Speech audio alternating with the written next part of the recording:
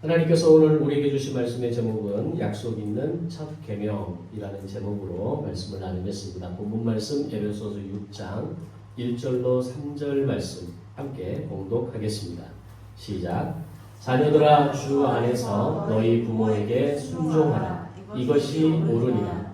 내 아버지와 어머니를 공경하라. 이것이 약속이 있는 첫 계명이니 이로써 내가 잘되고 땅에서 장수하리라. 아멘. 오늘 말씀은 우리에게 매우 익숙하고 잘 알려진 본문의 말씀입니다. 그래서 개인적으로 오늘 본문을 가지고 설교를 하는 것이 저에게는 사실은 부담이 되는 본문입니다. 그래서 그냥 넘어갈까, 바로 다음 본문으로 넘어갈까 고민하다가 다시 오늘 본문을 가지고 본문을 통해 설교를 하려고 생각을 했습니다. 그렇게 부담이 되는 이유는 첫 번째, 저도 이 말씀을 제대로 순종하면서 저의 부모에게 온전히 순종하고 공경하는 삶을 살지 못하기 때문입니다. 두 번째 이유는 오늘 본문은 더 이상 설명하지 않아도 될 만큼 명확한 주제를 이야기하는 매우 쉬운 내용이라는 겁니다. 동시에 굉장히 크고 깊은 복음의 의미를 담고 있는 본문이기도 합니다. 그럼에도 불구하고 오늘 본문으로 설교하기로 결정하고 준비한 것은 말씀을 전하는 저의 수준과는 상관없이 저는 전해야 하고 여러분들은 듣고 되새겨야 할 말씀이라는 것과 매우 평범한 본문이지만 이 안에 담겨있는 복음이 굉장히 크고 놀랍기 때문입니다. 오늘 말씀을 통해서 본문에서 이야기하는 순종과 공경의 의미가 깨달아지고 비록 익숙한 본문 안에 담겨있는 내용이지만 그 내용 속에 담겨있는 복음의 깊은 의미를 함께 나누고 또 그 복음을 볼 수 있는 시간이 되시기를 바랍니다. 오늘 본문 1절은 이렇게 시작합니다. 자녀들아, 주 안에서 너희 부모에게 순종하라. 이것이 옳으니라. 그리고 2절에서 모세를 통해 주신 계명 중에 5번째 계명을 인용하시면서 내 아버지와 어머니를 공경하라. 이것이 약속 있는 첫 계명이다 라고 말씀하십니다. 먼저 본문에서 이야기하는 부모를 잘 공경한다는 것은 무엇을 의미하는 걸까요? 아마 보편적으로 생각할 수 있는 것은 부모님과 만약에 떨어져 사는 자녀들의 경우에 부모님이 계신 곳을 자주 찾아뵙거나 또는 전화로 자주 연락을 드리고 또는 필요와 때에 따라서 용돈을 드리거나 병원 치료를 잘 받을 수 있도록 도와드리는 것, 그것이 부모를 잘 공경하는 것이다 라고 보통은 생각합니다. 어떤 의미에서는 부분적으로 그런 의미를 포함할 수는 있지만 엄밀하게 말하면 부모를 공경한다라고 하는 말은 그런 의미만 있는 것은 아닙니다. 부모를 공경하라는 말씀이 가진 좀 더 근본적인 의미가 무엇인가를 제대로 이해할 때 오늘 본문에서 이야기하는 네 부모를 순종하고 공경하라라는 이 말씀이 좀 더 우리에게 가깝게 다가오는 말씀이 될 것입니다. 부모를 공경하라는 말씀이 가진 좀 더 근본적인 의미는 부모를 더 큰 권위를 가진 존재로 인정하고 대하라라는 뜻이 이 공경이라는 단어 안에 포함된 의미입니다. 왜냐하면 하나님께서 그 권위를 부모에게 직접 부여하셨기 때문입니다. 그래서 실제로 오늘 본문에서 순종과 공경이라는 단어를 기록할 때 이 순종과 공경의 대상인 부모에 대한 단어가 퍼스널리티, 즉 그들이 얼마나 좋은 부모이고 그들이 나를 위해서 얼마나 많은 애씀이 있었는가에 대한 그런 훌륭한 부모라는 단어를 쓰는 것이 아니라 단지 포지션, 즉 부모라고 하는 그 위치의 개념을 나타내는 부모라는 단어를 사용하고 있다는 겁니다. 다시 말하면 자녀가 부모에게 순종하고 부모를 공경해야 하는데 그것은 그 부모에게 내가 순종하고 공경할 만한 이유가 있어서 부모에게 그렇게 하는 것이 아니라 하나님이 부모에게 부여하신 그 존재와 위치를 인정하고 공경하라라고 말씀하고 있다는 겁니다. 즉 아무 이유가 없어도 단지 부모라는 위치와 그 하나 이유에만으로 조금 더 직접적으로 표현한다면 나를 낳아주고 길러주었다는 이유만으로도 부모에게 순종하고 부모를 공경해야 한다는 원칙을 성경이 말씀하고 있다는 겁니다. 종교개혁의 최선봉에 서 있었던 마틴 루터 목회자 같은 분들은 부모를 표현할 때 굉장히 직접적인 단어를 사용합니다. 부모를 하나님의 대리자라고 표현합니다.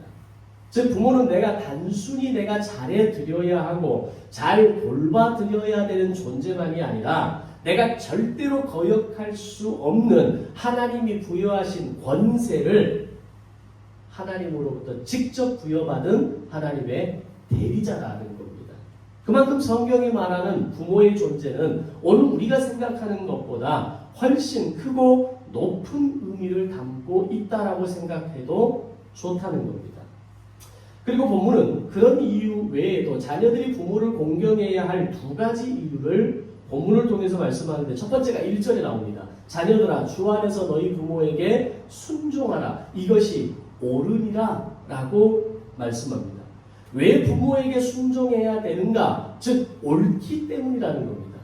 우리가 부모에게 공경해야 되는 이유가 어떤 이유가 있어서가 아니라 어떤 이런 이유와 어떤 목적 때문에 그렇기 때문에 우리가 부모에게 순종해야 되는 것이 아니라 그냥 간결하게 이것이 옳다라는 겁니다. 부모에게 순종하고 공경하는 것이 옳은 일이기 때문에 너희는 부모에게 이렇게 하라라고 말씀하고 있다는 겁니다. 그럼 반대로 부모를 공경하지 않고 부모에게 순종하지 않는다는 건 무슨 의미가 될까요? 옳지 않은 것이 되는 겁니다. 성경은 자녀가 부모에게 순종하고 공경해야 되는 이유에 대해서 이렇게 저렇게 장황하게 설명하거나 설득하려 하거나 이야기하지 않습니다. 단지 그것이 옳은 것이라고 결론합니다. 이것처럼 부모를 공경한다는 것은 모든 옳은 일에 있어서 뿌리가 되고 시작이 된다는 것을 의미하고 있습니다. 그 외에도 부모 공경은 동서고금을 막론하고 시대와 문화를 초월해서 어떤 사회든지 모든 사람들이 동의하는 자연의 이치이고 원칙이라고 이야기합니다. 그것을 얼마나 잘 실천하고 있느냐 없느냐와는 상관없이 배운 사람이든지 배우지 못한 사람이든지 종교인이든지 비종교인이든지 피부 색깔마저도 상관없이 자녀가 부모를 공경해야 한다는 이 원칙에 대해서 저는 반대합니다. 저는 생각이 좀 다릅니다 라고 말하는 사람은 없다는 겁니다. 그렇게 보면 부모를 공경한다, 부모를 공경하라라고 하는 이 계명은 단순한 도덕률 정도가 아니라 이 세상을 지켜나가는 데 있어서 마지막 보루라고 말할 수 있습니다. 보루의 의미는 이것이 무너지면 끝이다라는 겁니다. 이것이 무너지면 다 무너지는 것과 같다라는 의미입니다. 그렇다면 부모를 공경하라는 이 계명은 단순히 가정윤리를 넘어서 단순히 세상이 이야기하는 부모에게 공경해야 됩니다라고 하는 이런 의미를 뛰어넘어서 세상을 지탱하는 마지막 보루라고 말할 수 있다는 겁니다. 제가 왜 이렇게까지 말씀을 드리냐면 성경이 그렇게 말씀하고 있기 때문입니다. 사도 바울이 디모데후서 3장에서 말세에 일어나는 여러 징조에 대해서 언급할 때 말세에 나타나는 여러 증상들을 말하면서 그 중에 하나로 이야기하는 것이 부모를 거역하는 일이 일어날 거다라고 이야기합니다. 아니, 우리가 보통 생각하는 말세는 전쟁이 일어나고 기근이 일어나고 홍수가 그리고 해일이 일어나면서 지진이 일어나면서 엄청난 이런 인간이 감당할 수 없는 그런 자연재해와 같은 그런 일들이 일어날 때 우리는 말세라고 이야기를 합니다. 또는 정말 감당하기 어려운 그런 심각한 범죄가 우리의 주변에 또 매스컴을 통해서 들려질 때 우리는 말세다라고 이야기를 합니다. 근데 성경은 사도 바울은 디모데후서 3장에서 말세를 이야기하면서 앞에서 제가 말씀드린 그런 이야기를 하면서 동격으로 이야기하는 것이 부모를 거역하는 일도 일어날 때 될 것이다 라고 이야기하고 있다는 겁니다. 즉 종말이 오면 뚜렷하게 나타나는 현상들이 있는데 그 중에 뚜렷하게 보여지는 여러 표적 중에 하나가 부모를 공경하는 계명이 무너지고 부모를 거역하는 폐륜의 시대가 열리게 된다라고 말씀하고 있다는 겁니다. 오늘 우리가 살아가는 이 시대에 들려지는 매스컴의 뉴스들을 바라보면 그런 바울의 예언이 틀리지 않았다는 것을 우리는 쉽게 접하고 있습니다.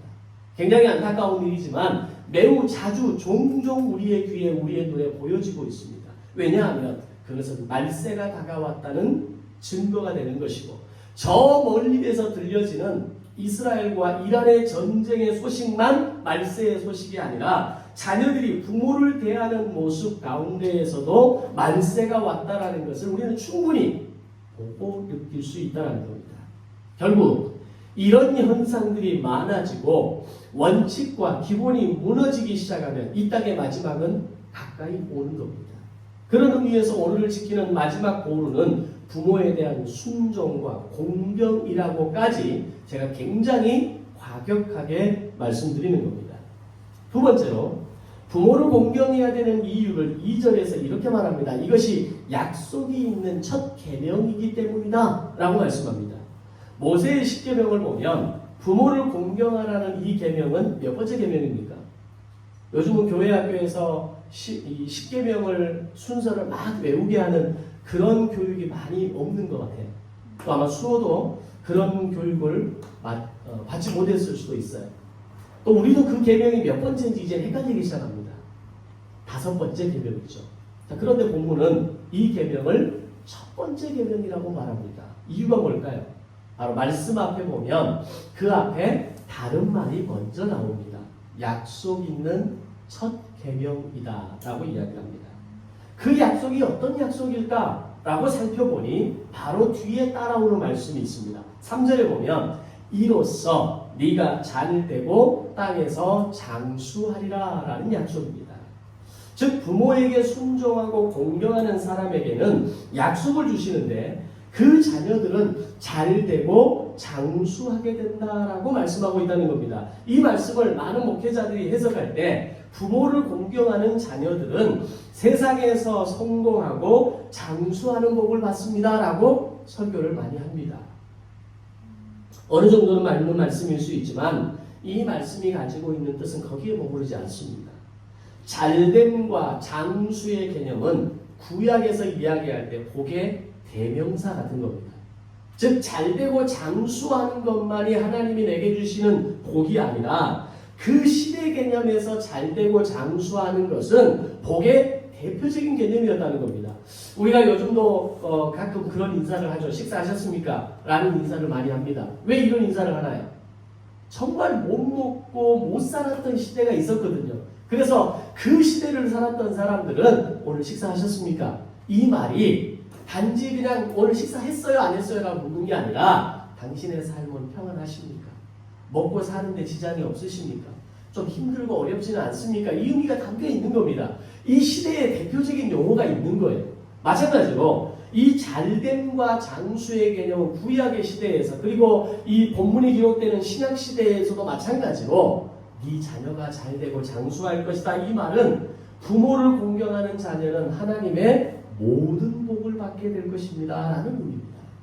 그 복을 구체적으로 하나하나 나열하기 어렵기 때문에 함축적으로 표현했을 수도 있고 그 시대에 요 두 개만 말하면 모든 복을 다 이해하는 것과 같은 말이 되는 겁니다. 그러면서 너의 모든 일이 잘 되고 너는 오래오래 살게 될 거야 라고 굉장히 친근한 표현을 오늘 본문을 통해서 표현하고 있는 겁니다. 자, 그렇다면 부모를 공경하는 자녀에게 왜 하나님은 복을 주신다는 약속을 하셨을까요? 골로새서 3장 20절을 보면 이렇게 말씀합니다. 자녀들아 모든 일에 부모에게 순종하라. 이는 주 안에서 즉 주님을 기쁘시게 하는 일이 되기 때문이다 라고 말씀합니다.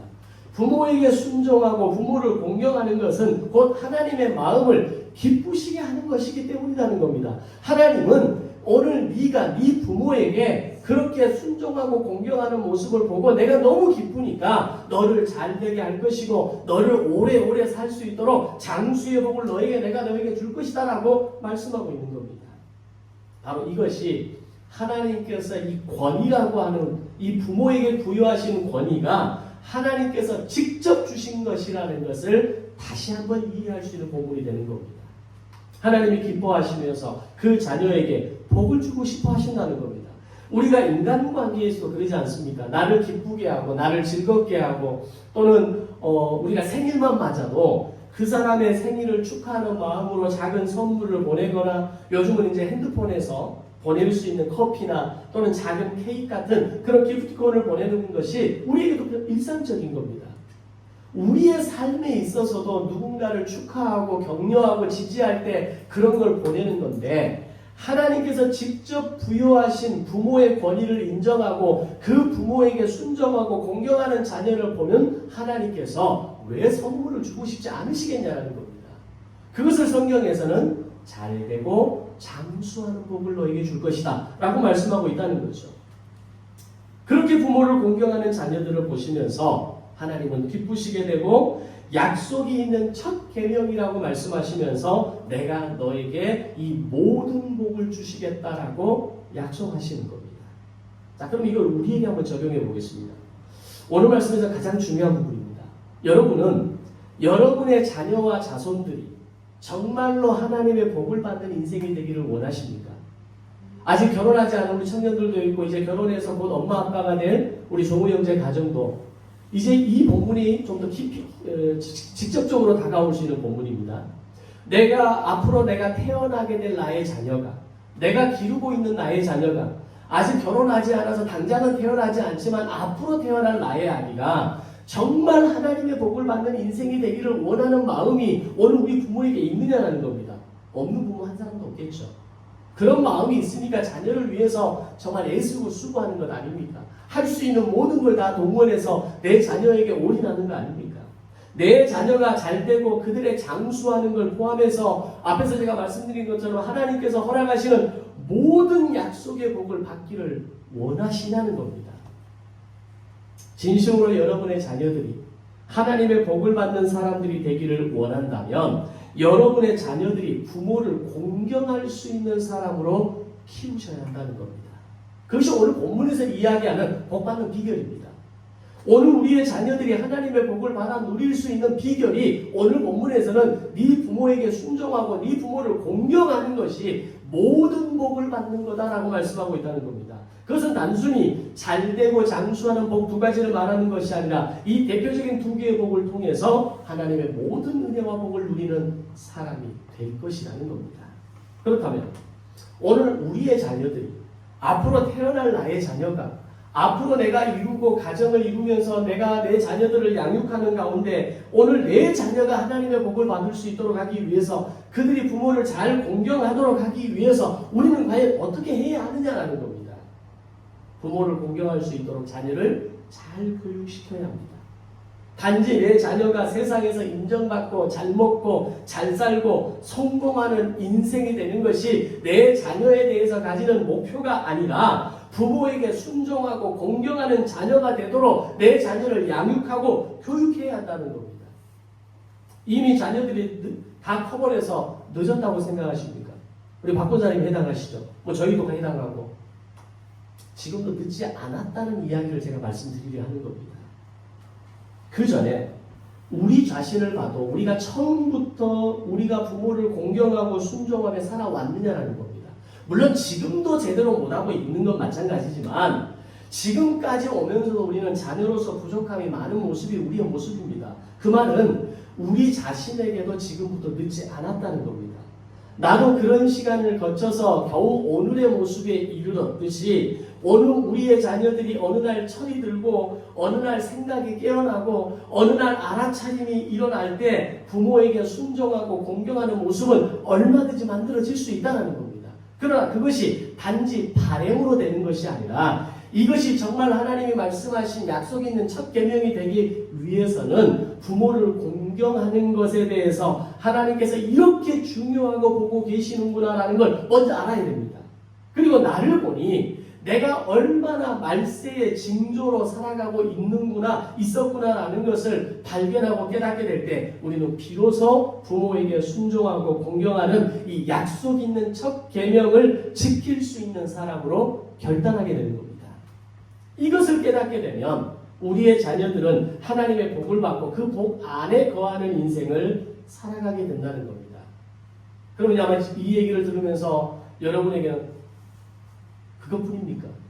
그러면 되는 겁니까? 그래서 안 되던데요? 라는 마음들이 아마 일어날 겁니다. 자, 그렇다면 오늘 나의 자녀들이 나를 공경하게 하기 위해서, 그래서 나의 자녀들이 하나님의 큰 복을 받는 자녀가 되게 하기 위해서 나는 나의 자녀를 어떻게 교육시켜야 하느냐라고 하는 겁니다. 자, 지금부터 너는 부모를 공경해야 해. 오늘 말씀 잘 들었지? 그러니 너는 지금부터 부모를 잘 공경해야 돼. 이제 너는 공경해야, 부모를 공경하고 부모에게 순종해야 복을 받는 거야. 야, 내가 오늘 교회 가서 주일 설교에서 이런 말씀을 들었는데 부모에게 순종하고 공경해야 복을 받는다더라 라고 말하면 우리의 자녀들이 갑자기 이제는 알겠습니다. 제가 지금부터 부모님을 공경하겠습니다 라고 말합니까? 자칫하다가 부모를 공경하는 게 아니라 부모를 공격하게 됩니다. 안 됩니다. 나의 자녀들이 부모인 나를 공경하고 그로 인해 나의 자녀들이 하나님의 복을 받도록 하기 위한 가장 분명하고 확실한 방법은 매우 간단합니다. 내가 공경받을 만한 부모가 먼저 되는 겁니다. 그것이 바로 진정한 자녀 교육이고 나의 자녀가 복 있는 자녀와 가정으로 성장하고 만들어져가는 해법이라는 겁니다. 부모가 바뀌지 않고 달라지지 않으면서 나의 자녀들이 나에게 순종하고 공경하기를 바랄 수 없다는 겁니다. 특히 요즘 젊은 사람들의 생각은 분명합니다. 내가 따라야 할 사람과 거절해야 될 사람에 대한 선이 분명합니다. 나에게 유익이 되는 상황과 불이익이 되는 상황에 대해 매우 민감합니다. 그래서 특별히 20대가 이번 대선의 결과를 보면서도 20대에게 나오는 결과가 놀랍습니다. 왜냐하면 그들이 전혀 모른다고 생각했고 각자 자기의 편한 대로만 산다고 생각했는데 그들이 생각을 가지고 있다는 겁니다.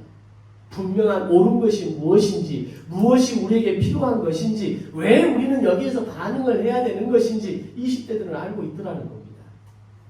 그만큼 사리 분별이 분명하고 예전에는 그냥 맹목적이고 무조건적이었다면 이제는 왜가 설명이 돼야 되고 그 왜라는 것이 설명이 되면서 동시에 그래서 내가라고 하는 이 연결고리가 맞춰져야 된다는 겁니다. 다행히 부모라는 어떤 기준이 있기에 그 선을 어느 정도 지키기는 하지만 부모이기에 모든 것이 당연하다고 보지는 않는다는 겁니다. 그들이 정말 어느 날 하나님의 말씀을 통해 은혜를 깨닫고 큰 깨달음을 얻고 하나님 앞에 회개하면서 돌아온다면 가능하지만 그것이 내가 원하는 때에 하루아침에 이루어지지는 않는다는 거죠. 그렇다면 어떻게 하면 나의 자녀가 복 있는 자녀들이 될 것인가? 그들이 변화될 때까지 기다려야 되는 건가? 그들이 은혜를 받고 회개하고 그들이 회심하면서 이제는 내가 부모에게 잘해야 되겠다라고 생각하는 마음이 올 때까지 기다려야 되는가? 아니라는 겁니다.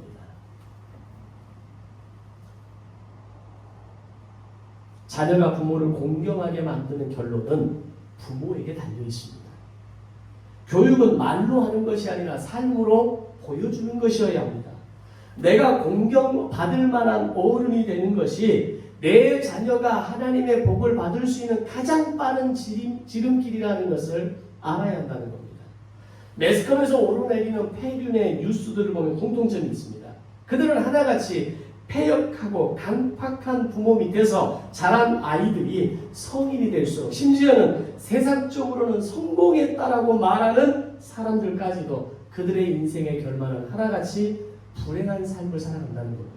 왜 그렇게 될까요? 강팍한 부모 밑에서 자란 아이들은 행복이 뭔지를 모르기 때문입니다.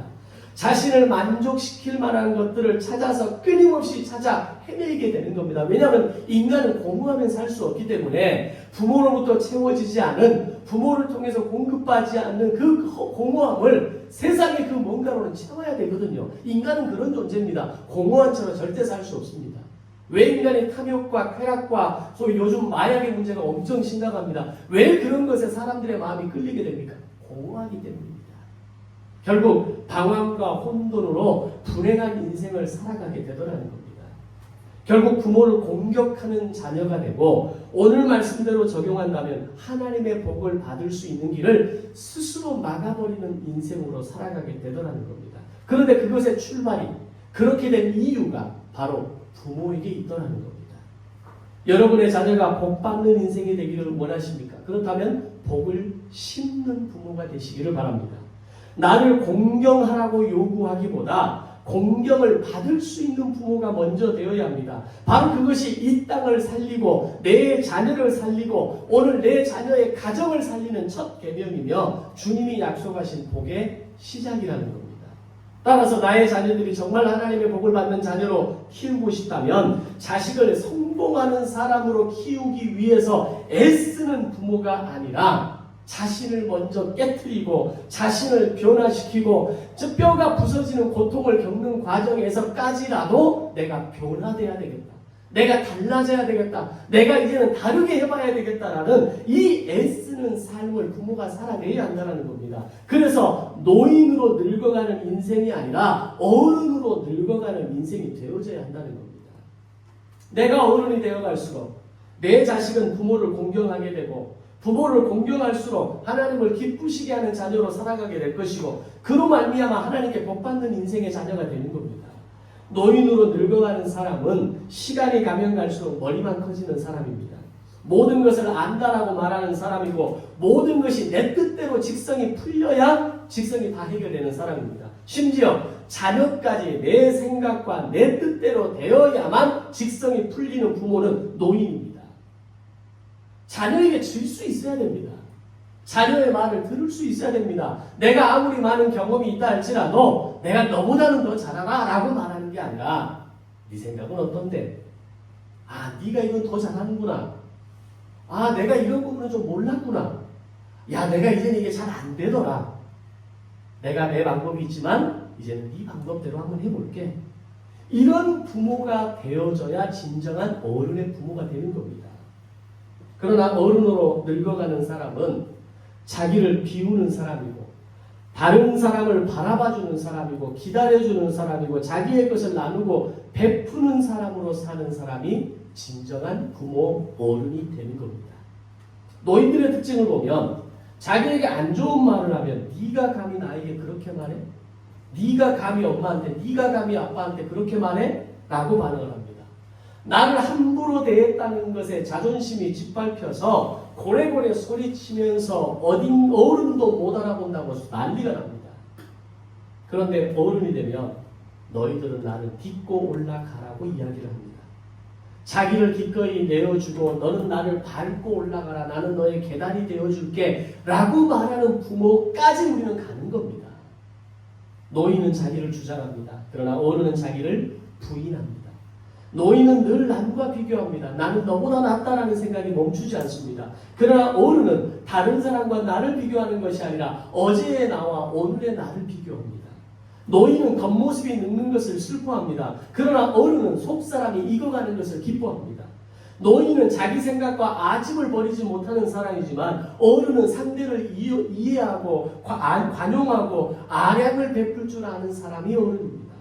교회 안에서도 노인들은 교회를 다니기만 하지만 어른들은 교회를 다니는 사람이 아니라 자신이 교회가 됩니다.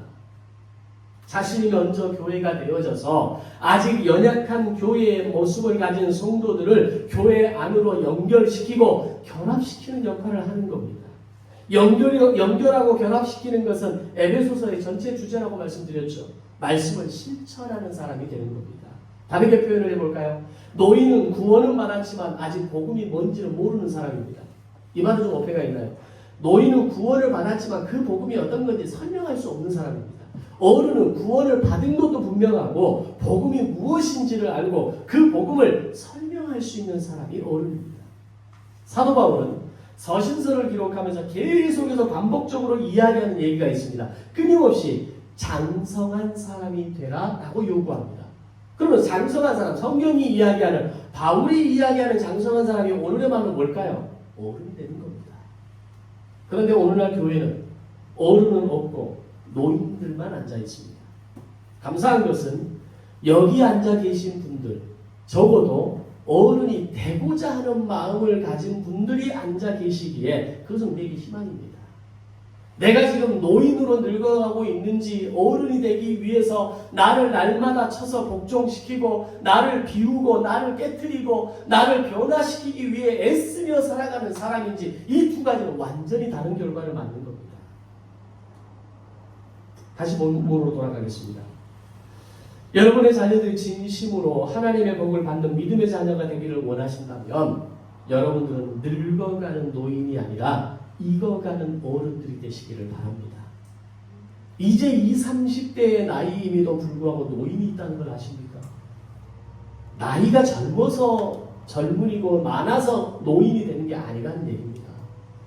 이미 아직도 나이가 30대, 40대 이전 아주 팔팔한 젊음의 나이임에도 불구하고 이미 노인으로 살아가는 젊은이들이 너무나 많습니다. 생각이 바뀌지 않습니다. 삶을 바꾸지 않습니다. 변화하려고 애쓰지 않습니다. 고정관념 속에서 내가 아는 것 속에서 내가 갇힌 그 틀 안에서 이게 전부라고 이게 옳은 거라고 이게 나라고 이야기하는 늘 젊은 노인들이 허다한 세상을 우리가 살아가고 있는 겁니다. 그러면 세상은 절대 바뀌지 않습니다.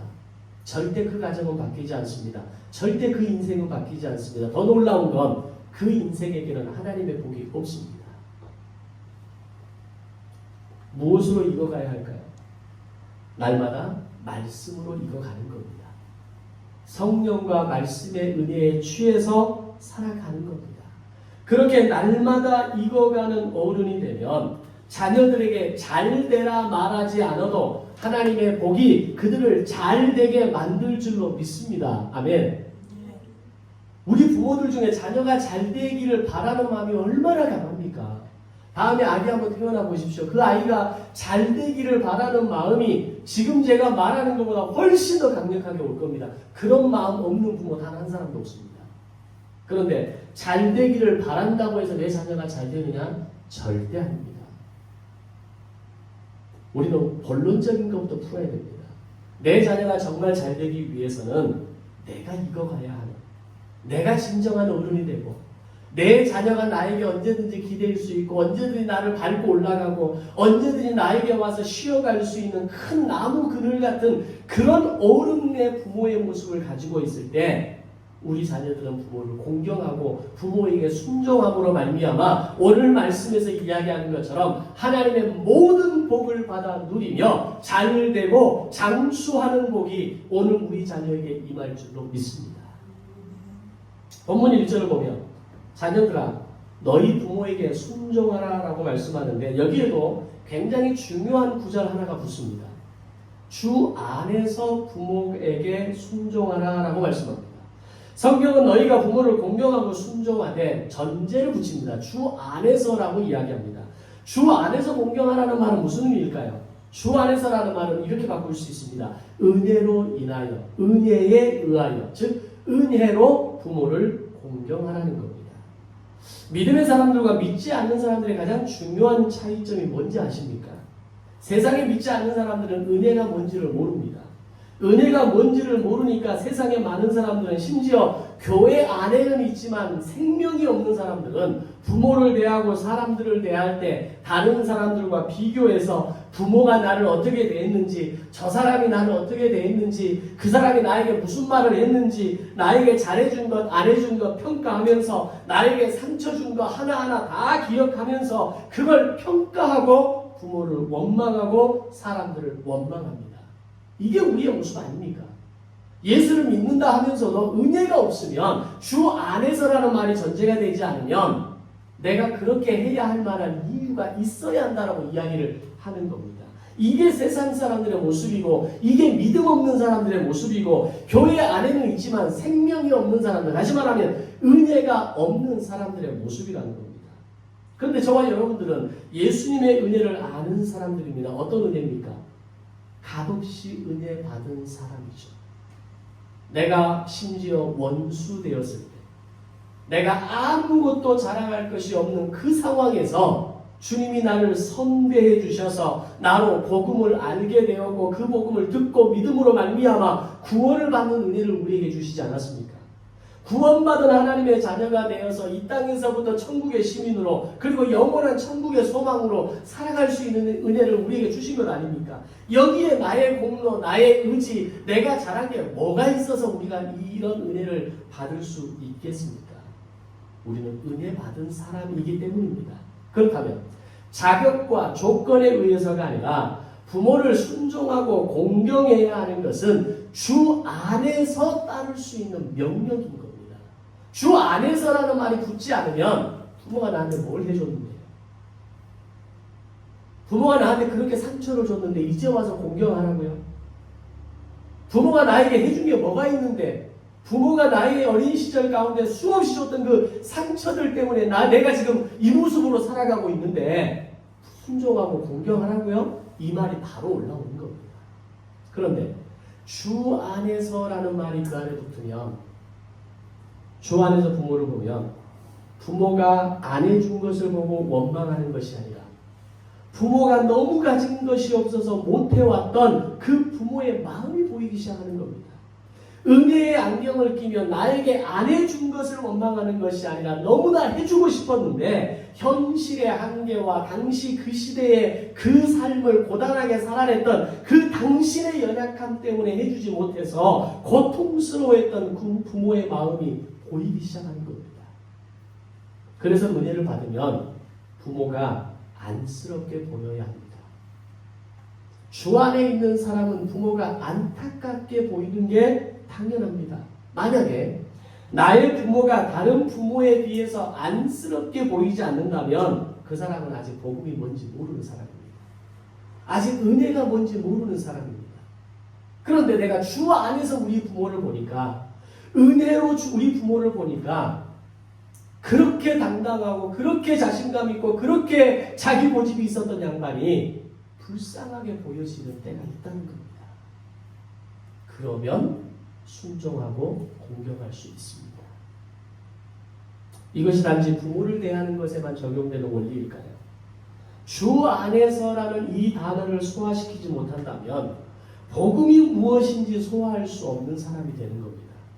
주 안에서 부모를 공경하고 순종하라는 말에서 중요한 말은 부모를 공경하고 순종하라는 이 말에만 적용하는 것이 아니라 주 안에서 모든 사람을 바라보라는 말이 핵심입니다.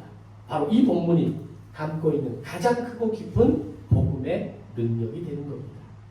주 안에서 부모를 바라보면 부모가 안쓰럽게 느껴지고, 주 안에서 자녀를 바라보면 그 자녀 앞에 내가 어떻게 살아가고 있는가가 보여지고, 주 안에서 성도를 바라보면 치열하게 인생을 살아가고 있는 성도의 모습이 보여지고, 주 안에서 목회자를 바라보면 주어진 사명을 감당하기 위해서 몸부림치는 목회자와 사모가 보여지는 겁니다. 우리가 서로를 바라볼 때, 우리의 가족을 바라볼 때, 나의 이웃을 바라볼 때, 주 안에서 바라볼 때 그들이 안쓰럽게 느껴지고 그들의 수고가 보여지고 그들이 애쓰고 수고하는 그 모습 가운데 하나님의 은혜가 여기에 있구나라는 걸 비로소 깨닫게 되는 겁니다. 결론은 이 모든 관계의 원리를 깨닫는 것이 바로 우리를 향한 약속이 있는 첫 계명이 되는 겁니다. 사랑하는 성도 여러분, 우리의 자녀들이 복받는 인생이 되기를 원하십니까? 그 복은 부모를 공경하는 자녀에게 주신다고 하나님은 약속하셨습니다. 자녀가 복을 받게 하는 가장 빠른 길은 그들이 성공하는 것이 아니라 바로 내가 공경받을 만한 부모가 먼저 되는 겁니다.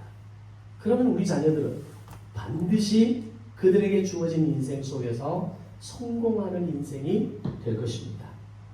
노인으로 늙어가는 것이 아니라 어른으로 익어가는 부모가 되십시오. 말로 가르치기 전에 삶으로 보여주는 부모가 될 때 자녀는 자연스럽게 복된 길로 들어서게 될 것입니다.